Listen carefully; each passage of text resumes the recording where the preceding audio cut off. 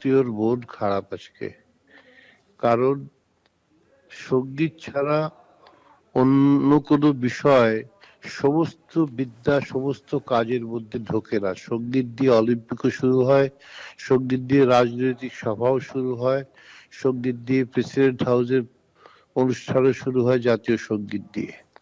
সেই সঙ্গীতের জন্য আজকে যে শিল্পীর আমাদের মধ্যে থেকে চলে গেছেন, সে শিল্পী, এত ভার্সেটাইল শিল্পী আমাদের দেশে আর জন্মাননি আর জন্মাবেনও না।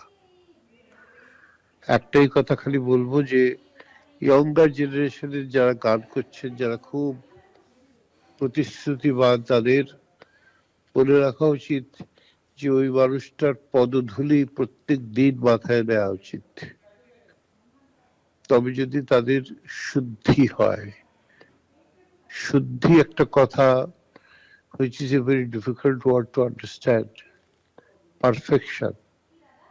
এখনো 90 বছর বয়স হলে আমাকে বলেছেন, কাশ मैं आपसे गाना सीखती तो आप जैसा गा सकती थी। আপনার কাছ থেকে যদি আমি শিখতে পারতাম তাহলে আপনার মতো গাইতে পারতাম। কোন পর্যায়ে গেলে একজন শিল্পী এইরকম কথা বলতে পারেন? যারা জানেন তারা বোঝেন।